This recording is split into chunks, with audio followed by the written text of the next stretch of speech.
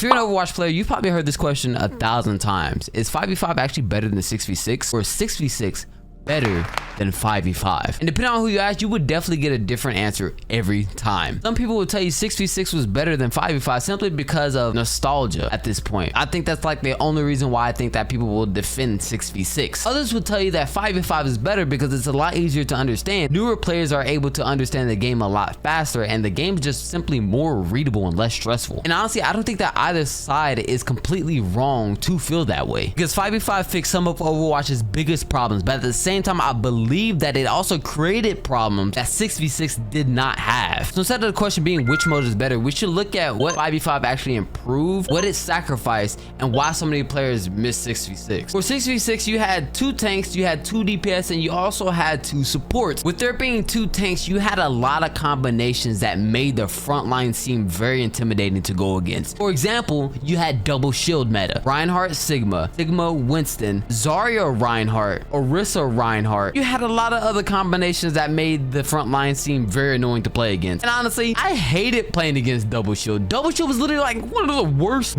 metas to go against. You're shooting at shields and your damage is doing nothing besides destroying those. Like, I felt that team fights used to last a lot longer in 6v6 than 5v5. I felt like the game was less about individual decisions and more about which tank combinations my team was running. And I think that everybody else felt like that because they would usually use and move their comp around what their tanks were going. So I think that this is whenever Blizzard probably had that question, how do you make tanks feel powerful without having 2 of them completely control the game? Because yes, tanks did control the game in 6v6. I think the way that they built up their case of being able to launch 5v5 was 1 tank means you can't have 2 tanks covering each other's weaknesses in the same way, which this could be true because if you don't have a Zarya with a Reinhardt won't be as aggressive because you don't have that bubble to be able to mitigate some of that damage, to be able to give Zarya extra charge and constantly use it on the Reinhardt to be able to punish the front line. So Reinhardt kind of has to play more passive aggressive now in 5v5. I believe that they wanted to make every role more impactful because there is 1 less person taken away from the team. Because imagine this, when you're the only tank, you have a massive amount of responsibility because you're literally the only one that has to play that front line. But when you make the right play, you can also have a massive impact as well. So imagine you're getting a huge team shatter, or you're getting a good graphitic flux with Sigma, or you're getting a huge graviton with Zarya. I know that that is like very satisfying to be able to get. Like, Overwatch would be easier to understand to newer players or to people who like don't really like a lot of the visual clutters that goes on, because I will say that Overwatch is very visually overstimulating. If you agree with me, let me know that in the comments, because like I think that that's one thing about Overwatch that like I like, because a lot of stuff popping up on my screen gives me a good amount of dopamine. I would say like another reason I like Overwatch is a lot that's going on and I constantly need stuff going on. Like, there's times where I literally like have a movie on, I have a show on, or I have music at the same time while I have a YouTube video going while I'm playing the game, or like, it's like I need a lot of stuff going on at once, and Overwatch checks all the boxes for me. But then there's some people who like Overwatch as a simpler and more readable game, which is what 5v5 provides. But then we're switching over to the problem that comes with 5v5. It only being 1 tank, so that tank is feeling more pressure than anybody else on that team. They get slept, they get naded, they get CC'd, they get pulled. You feel like that you're getting punished for the smallest things that you do while you're on tank, and there's nothing else that you can do. I think that's like one of the reasons why I think that a lot of people do not like playing tank in 5v5, because they just don't like being soloed out. Then this also makes sense because since you're the only tank, you're one of the most important players on that team, and majority of the time during those fights, the enemy team is thinking, let's kill their tank first. Their tank should be the one to die first. Everybody shoot the tank. It's always, we need to kill the tank first. People are constantly shooting at the tank. This is why damage numbers are high. And if you're playing tank, the pressure is even more obvious too, because you're literally not just playing your role, you're playing hide behind wall simulator. Basically, you're like the target dummy at a shooting range, especially if you're like playing a huge tank that's like easy to hit. I feel sorry for you guys, I really do. But that's where 6v6 had an advantage at. 6v6, you had another tank to be able to help you. If you got low, you go ahead and scoot back a little bit, your tank goes ahead and swaps places with you, and they can take majority of the damage while you get healed up. You guys had really good synergy depending on what tanks you guys were playing. Like, depending on who you played, it would be 1 creates space, 1 protects, 1 dives, 1 anchors. Like, there was a lot of other things to accommodate for it. Like, it wasn't just you being the sole factor of your team. team, it was also you and somebody else being the sole factor of your team. Because 6v6 gave the tank role something that 5v5 simply struggles to replicate: a partner. You can't tell me that you didn't have a tank duo that you ran tank queues with. Whenever I ran tank, I definitely had a tank duo. I ran Zarya, he ran Ryan, and we would have a really good time. And a lot of tank duos, they had to separate. Obviously, we still have the open queue 6v6, but a lot of people don't like open queue. A lot of people like the role queue. I won't go over that because I think that open queue and role queue should be a separate argument. Because imagine going against 2 tanks, 3 supports. That's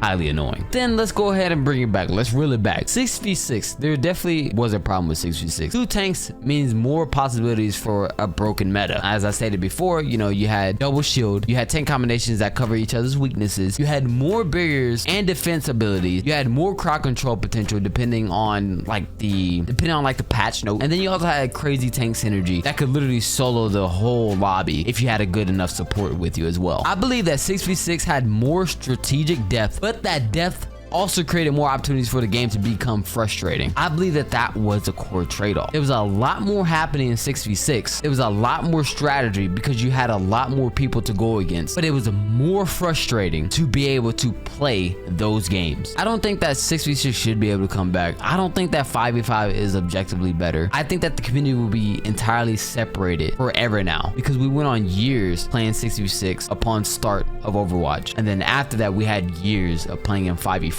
which completely divided the community. So looking at both sides, I don't think that 5v5 is what makes Overwatch bad or makes Overwatch worse, and I don't think that 6v6 was perfect version of the game. 5v5 solved a real problem. It made tank combinations not a thing. It made the game easily digestible, and it stopped certain strategies from becoming completely overwhelming. But it also put an enormous amount of pressure on one player, the tank player. 6v6 had the opposite problem. Having 2 tanks created more opportunities for strategy, synergy, and coordination for the team, but it also created combinations that could become incredibly difficult to balance. Literally double shield. Everything revolves around double shield. Don't even get me started about GOAT's meta. Don't get me started about GOAT's meta. A lot of stuff was just hard to balance because both sides are remembering something that the other side doesn't necessarily value. 6v6 players remember the teamwork and tank synergy. 5v5 players remember the frustration of fighting against 2 tanks instead of 1. That literally felt impossible to break past. But also you had the newer players of Overwatch that have never been able to experience 6v6. Keep that in mind as well. And honestly, both experiences are valid, very valid. I'm not trying to invalidate somebody's experience from this video. Don't get me wrong on that. I believe that Overwatch has spent too much time on 5v5 that simply going back to 6v6 won't fix anybody's problem. I think if we go back to 6v6 with the current 5v5 tanks, 6v6 would feel like a nightmare, a complete nightmare, because 5v5 tanks got huge buffs that make them crazy, and I mean crazy, in 6v6 because they have to be able to work in 5v5 by themselves. The real challenge is figuring out how to keep the strengths of both game modes without bringing back the problems that made players hate those game modes. If you guys enjoyed this video, make sure you guys hit that like button, hit that subscribe button, and also comment down below again if you made it this far. If you agree that 6v6 had problems that 5v5 was able to solve, but also 5v5 created problems that 6v6 was able to solve. Let me know down in the comment section. Subscribe for more videos like this in the future, and I'll see you guys in the next one. Later.